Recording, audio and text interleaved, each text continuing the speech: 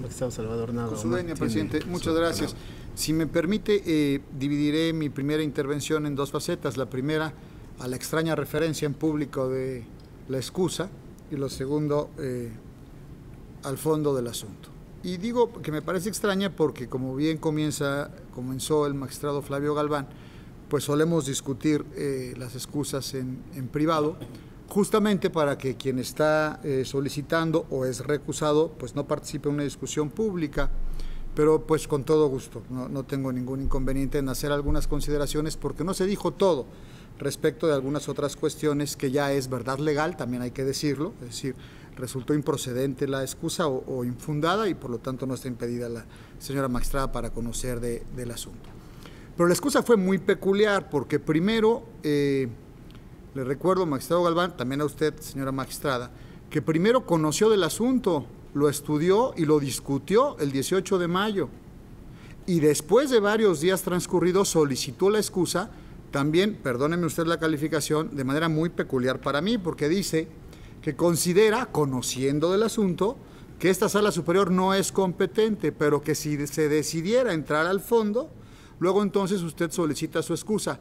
Así no se solicitan las excusas ni los impedimentos, está impedido o no, y ni siquiera se conoce, ni se lee, ni se estudia, ni se discute el asunto como ocurrió, y consta en actas, repito, el 18 de mayo. Ahora, la verdad es que la construcción jurídica a partir de la cual se hace valer la excusa, pues también era peculiar. Déjeme leer, porque sí hace referencia usted a la analogía. El tercer párrafo de la página 4 de su excusa dice textual, el tercer renglón: entre los supuestos previstos en dicho precepto, el 146, no se establece como supuesto para solicitar la excusa la existencia de una relación laboral con alguna de las partes. Sin embargo, la fracción 18 de dicho precepto de la ley 146 de la Ley Orgánica del Poder Judicial de la Federación establece la posibilidad de supuestos adicionales por causas análogas a las establecidas. Es decir, sí menciona usted la analogía. Y luego dice, ahora el artículo 8, fracción 11 de la Ley Federal de Responsabilidades Administrativas de los Servidores Públicos, y manda usted a una nota al pie de página, dice, aplicable, así lo considera usted, en atención a lo dispuesto de los artículos 131, fracción 12. Entonces, respondemos a partir de ahí, creo que así se estructura la respuesta de la excusa.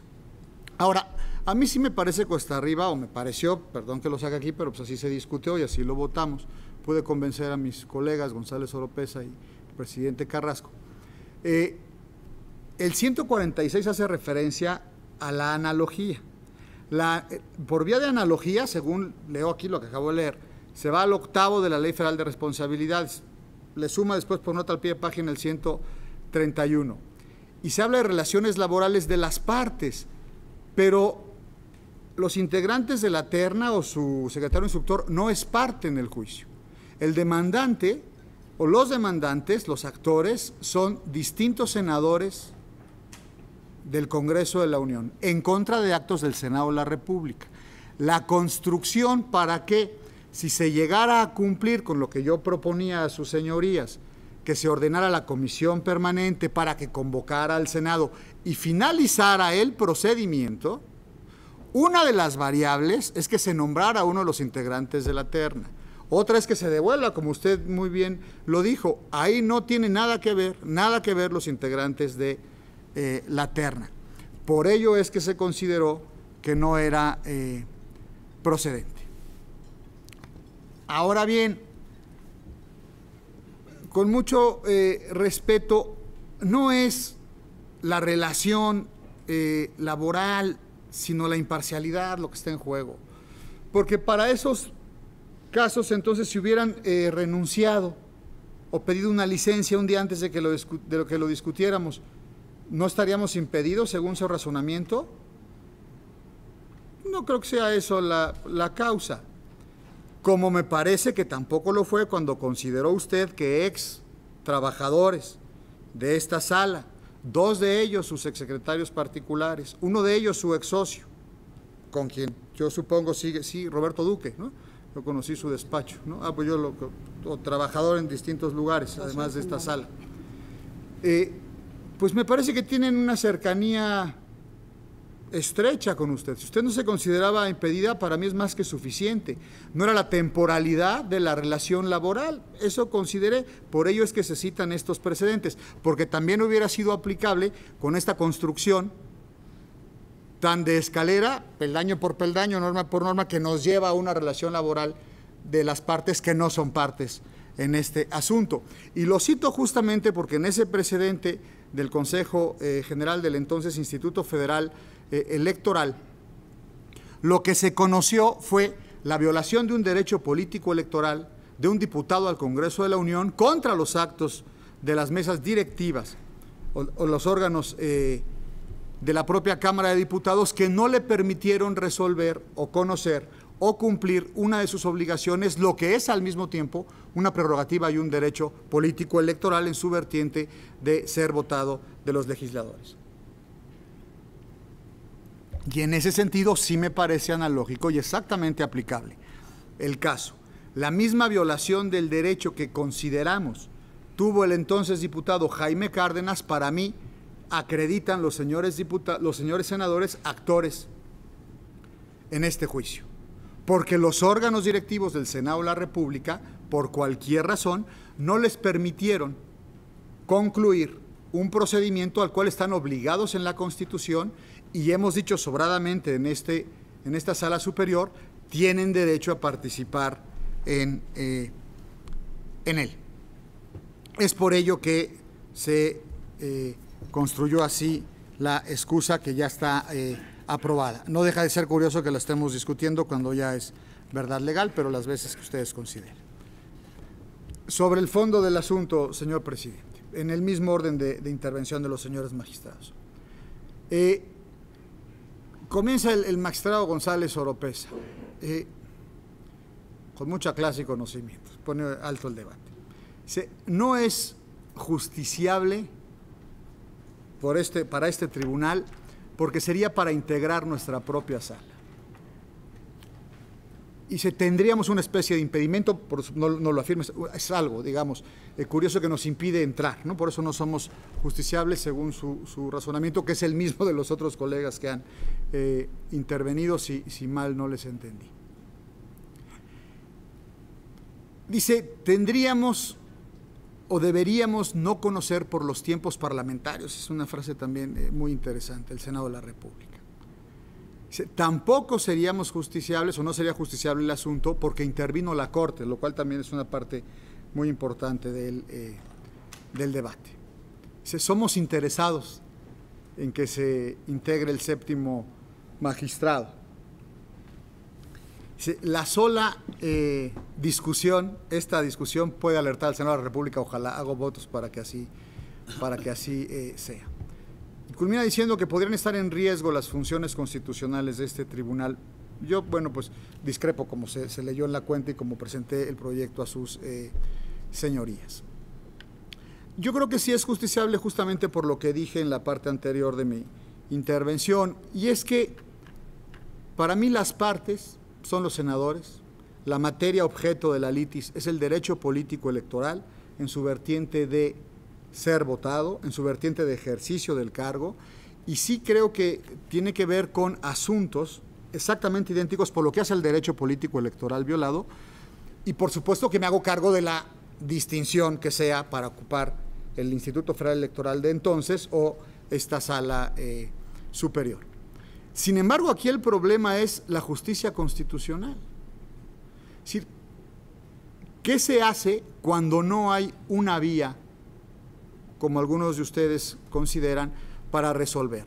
Eso para mí viola por sí mismo otro derecho, que es el de acceso a la justicia, la tutela judicial efectiva, y de manera indirecta el debido proceso, porque sí hay una vía a partir de los precedentes. Ahora bien, como no son los integrantes de la terna quienes vienen, creo que sí podemos atender primero, y creo de verdad que la principal función de un tribunal constitucional, la primerísima, es ir a la tutela de los derechos. Y aquí hay una violación de derechos político-electorales en el cual no he escuchado a ninguno decir que no la hay, creo que todos coincidimos en ello. Y si bien es cierto que puede, concedo, ¿no?, que podríamos poner en riesgo las funciones constitucionales de imparcialidad, suponiendo que fueran las partes, ya me voy yo hasta allá. Lo cierto es que creo que es mayor el riesgo de no entrar, de no tutelar el derecho y de no establecer una vía o dejar en la incertidumbre tanto a los actores como al sistema constitucional mexicano diciendo que no hay vía. Creo que afirmar que no somos justiciables o que el asunto no es justiciable porque intervino la Corte, pues va en contra del principio de división de poderes, y lo digo con muchísimo respeto, estamos hablando del máximo tribunal que es la Suprema Corte, pero además no juzgaríamos a la Corte cumplió en tiempo y forma, yo la dejaría de lado del debate en ese sentido, ¿no? En ese sentido. Creo que sí me lo plantearía distinto si fuera el supuesto de que la Corte no hubiera mandado una terna, ¿no? Pero me parece que el tema central es que en materia electoral la justicia constitucional tiene a un actor orgánico, que es este Tribunal Constitucional, y que tiene por primera misión defender y tutelar los derechos fundamentales relacionados con lo político electoral, es decir, de votar, ser votado, asociarse y afiliarse. Como primer mandato, así lo entiendo, y por ello es que presenté el proyecto en estos términos. El señor magistrado Galván Rivera dice que para él es improcedente porque nadie puede ser juez y parte en su propia causa. Pues le digo lo mismo, no somos parte. Es decir, estamos relacionados, es evidente, pero en una de las variables y hasta el final del proceso. El que no se haya concluido el procedimiento previsto en la Constitución, reforzado por el transitorio al que ya se ha hecho alusión con toda precisión, no solamente pone en falta al Senado de la República y sus órganos camerales, sino que efectivamente viola el derecho político electoral de los señores senadores de no poder concluir. Podrían concluir sin nombrar a ninguno de la terna y devolviéndola a la Suprema Corte de Justicia de la Nación. Ese no es el asunto. Si yo dijera tienen que cumplir votando a alguno de ellos, hombre, quizás podría acercarse más, digamos, o podría acercarme más yo al argumento de los señores magistrados, pero no es así. Habló de limitantes no escritos. Somos un órgano supremo constitucional electoral, así lo mencionó. Yo pregunto, si somos un órgano supremo constitucional electoral, ¿por qué limitarnos para entrar a la defensa de un derecho político electoral por una limitante no escrita? Me parece, haciendo un ejercicio de ponderación, a bote pronto, que pesa muchísimo más un derecho fundamental que una limitante no escrita. Más aún si se refuerza esto con las garantías jurisdiccionales a las que nos obliga el primero constitucional de el derecho convencional que también nos obliga, Y en este sentido es que hago relación a la justicia imparcial, no a la imparcialidad nuestra para resolver, a la imparcialidad que tienen el derecho todos los ciudadanos y entre cuyos requisitos está el nombramiento previo, de acuerdo con la Constitución y la ley, de un tribunal ad hoc.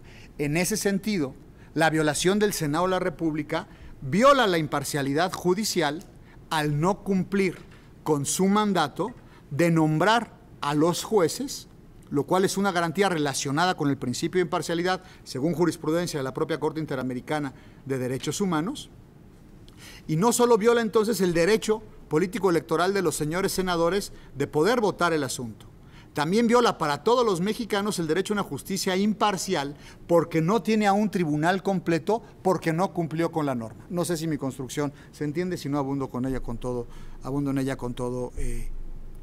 gusto. La magistrada Lanicia, cuando se refiere al fondo, también hace referencia a habla de improcedencia porque no hay vía, que es el diferimento o diferimos de manera frontal. Para mí la vía sigue siendo el juicio para la protección de los derechos políticos electorales, de acuerdo con nuestros propios precedentes, haciéndome cargo de las diferencias o salvando cada una de ellas. Hay un derecho político electoral violado, las partes son senadores, no integrantes, y luego entonces sí hay vía. Preguntaba la magistrada si podemos revisar la omisión del Senado. Por supuesto que sí. Y la falta de cumplimiento al Senado de procedimiento, aunque haya participado la Corte, por supuesto que sí.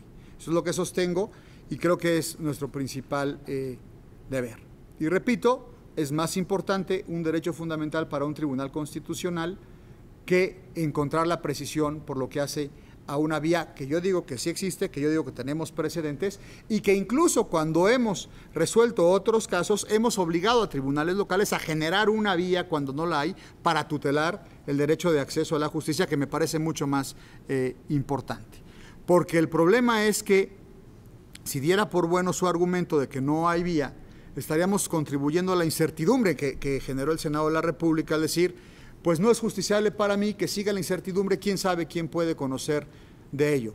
Por supuesto, y usted lo menciona, la Corte podría excitar, ¿no?, al Senado de la República, pero sin litis, es peculiar, digamos, de motu propio, pero no me voy allá porque sostengo que sí hay una vía.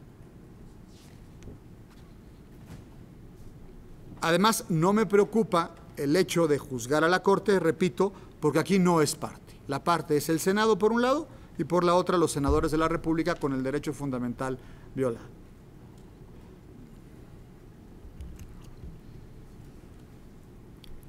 El magistrado Penagos dice que no es procedente el juicio, se suma algunas de las consideraciones, y trae a colación también el artículo 79.2 de la Ley General del Sistema de Medios de Impugnación, lo dice muy bien, previsto para casos en el que no se nombre a autoridades electorales de las entidades federativas, tanto administrativas como jurisdiccionales, pero también lo mencionó usted, nada más lo pongo ahí, pues hemos ensanchado esa vía y hemos entrado a conocer de autoridades electorales federales no nombradas, justamente por una de las cámaras del Congreso de la Unión, justamente en una extensión al juicio para la protección de derechos, estableciendo la vía, justamente tutelando un derecho fundamental.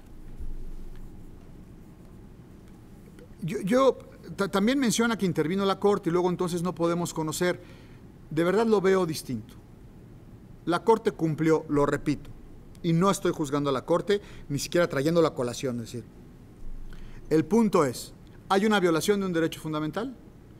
¿Hay una autoridad responsable que es integrante del Congreso, que otras autoridades responsables o su colegisladora han violado el mismo derecho? Hemos conocido, hemos tutelado, y creo que también dice de manera distinta como lo propongo en el proyecto, yo lo pienso diferente, que somos juez y parte, no lo somos.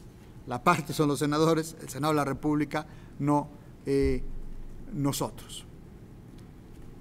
Yo preguntaría, ¿de qué se trata el principio de división de poderes? ¿Qué finalidad tiene si no es para que un poder pueda controlar los actos del otro? En este equilibrio de diseño institucional, orgánico, normativo y funcional que se dio. Es justamente de esto. Los alemanes, al señor presidente que le gusta tanto la jurisprudencia alemana como a un servidor, hablan de un contenido esencial al derecho de la división de poderes o de la división de poderes como un derecho democrático de todos los integrantes. Nosotros, al decir que no hay vía, cuando estamos ante una flagrante violación de derechos político-electorales, estamos atentando contra el principio de división de poderes. Y este atentado, si se vota así, se va a sumar al primer atentado contra el principio de división de poderes en el que incurrió el Senado de la República por no cumplir con su obligación constitucional de nombrar a un integrante de un tribunal para que éste esté completo. En ese sentido es que la violación del Senado viola la imparcialidad judicial, repito, no las de estos integrantes, sino el de la garantía que tienen los ciudadanos de contar con un tribunal cuyos integrantes sean nombrados a partir de los mecanismos constitucionales y legales previstos para ello. Esto lo extraigo de una corte, de una sentencia y de jurisprudencia de la Corte Interamericana. Y viola el principio de división de poderes porque, por un lado, no facilita en la colaboración al cumplir con su propio mandato con la integración de otro poder de la Unión, con el Tribunal Constitucional en materia electoral de la Unión. Y nosotros, al decir que no somos justiciables, violamos también el contenido esencial del principio de división de poderes y, por lo tanto, los derechos de participación y democráticos de toda la ciudadanía por no controlar, por no ordenar, por no obligar a un poder de la Unión que no ha cumplido con su obligación constitucional en detrimento y violación de los derechos fundamentales político-electorales de sus integrantes, que son las partes en este juicio. Sería cuanto por ahora, señor presidente. Gracias, magistrado Nava Gomar.